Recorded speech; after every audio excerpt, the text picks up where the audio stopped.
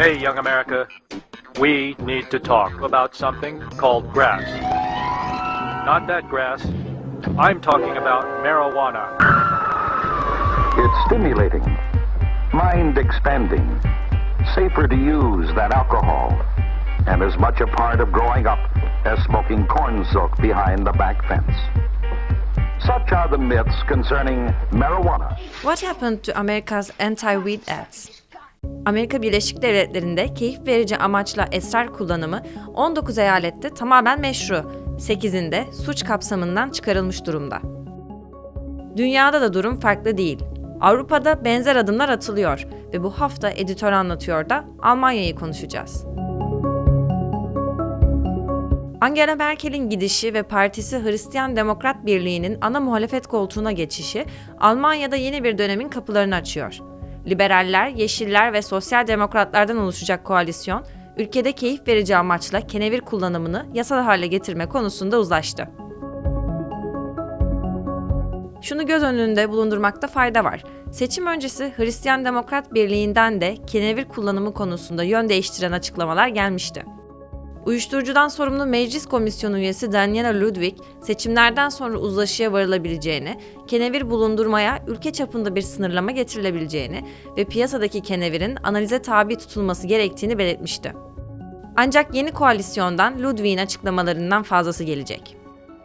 Buna göre yetişkinler ruhsatlı işletmelerden, mesela kafelerden keyif verici amaçla kenevir satın alınabilecek. Evde üretime izin verilip verilmeyeceği ise henüz bilinmiyor. En önemli amaçlardan biri yasa dışı yollarla alım satımı yapılan kenevirin kalitesinin ve muhteviyatının denetlenebilmesi. Kara borsada satılan kenevir daha güçlü olması için sık sık zehirli denebilecek kimyasal maddelerle işleniyor. Ve bu durum kenevirin kendisinden bile daha zararlı olabiliyor. Mesela fare zehri. Ancak bu durum aynı zamanda hükümet için büyük bir gelir kaynağı olacak. Yasal şekilde satılan kenevir vergilendirilecek, sosyal güvenlik harcamalarında düşüşe gidilecek. Güvenlik güçlerinin ve yargının suç listesinden de önemli bir kalem eksilmiş olacak. Yapılan araştırmalar Berlin yönetiminin keneviri yasallaştırdığı takdirde yıllık en az 4,7 milyar avro gelir kazanacağını gösteriyor. Ayrıca yasal hale gelen kenevir endüstrisinin 27 bin kişilik istihdam oluşturması tahmin ediliyor.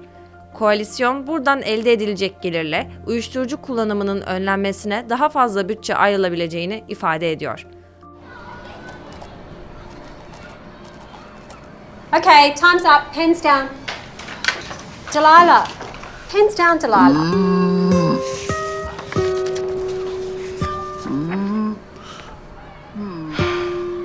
Stoner sloth. Öte yandan alkol, nikotin ve kenevir reklamlarına ciddi kısıtlamalar getirilmesi de gündemde.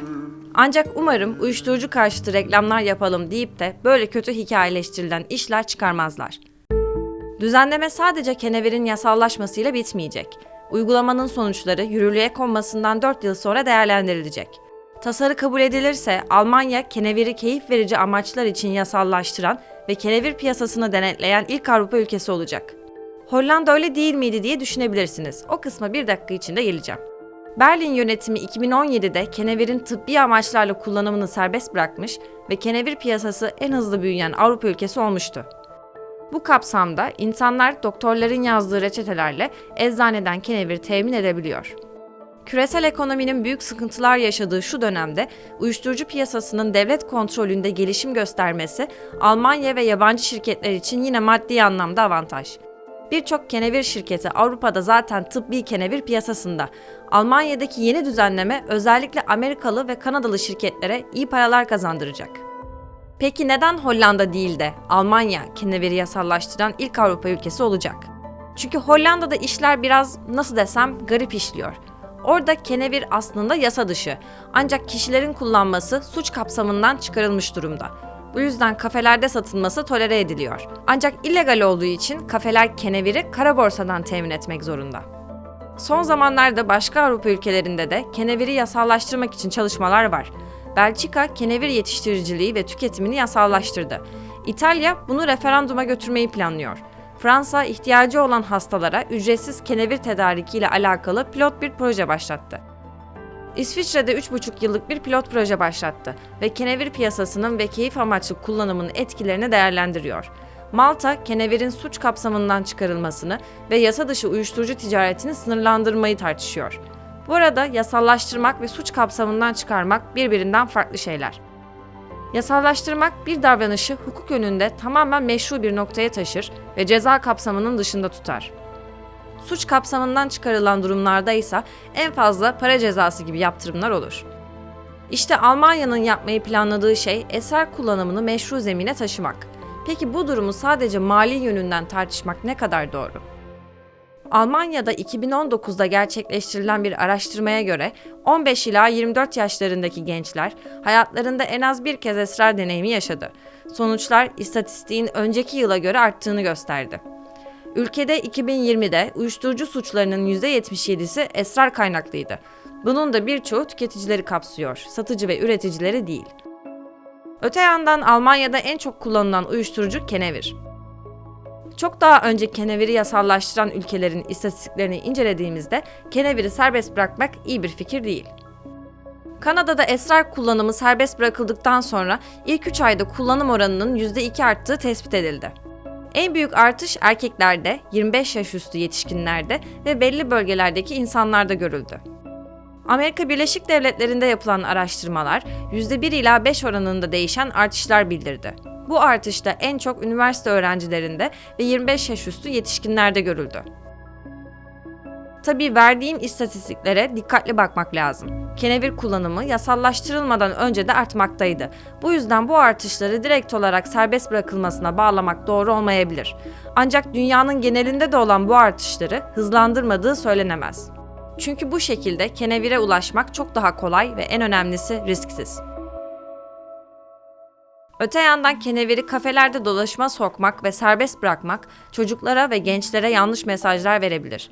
Bu düzenleme kenevir ve türevlerini toplum genelinde kaçınılmaz olarak normalleştirecek.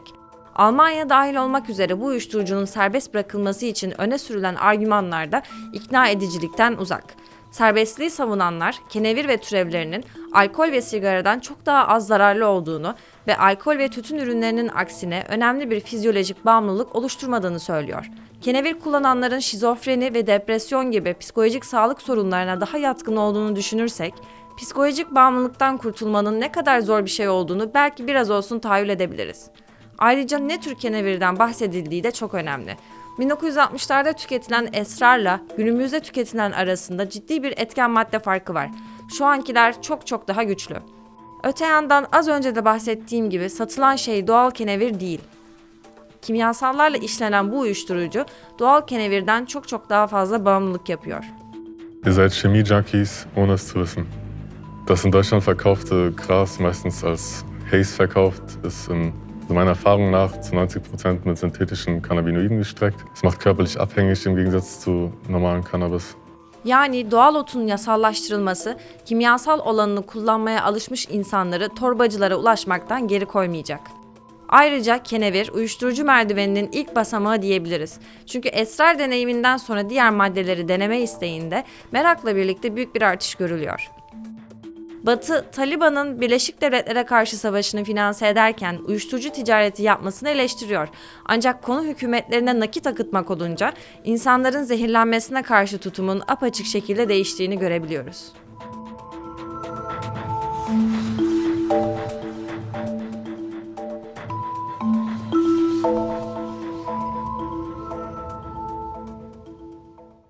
Hey, young America. We need to talk about something called grass. Not that grass. I'm talking about marijuana. It's stimulating, mind expanding, safer to use than alcohol, and as much a part of growing up as smoking corn silk behind the back fence. Such are the myths concerning marijuana. What happened to America's anti-weed ads?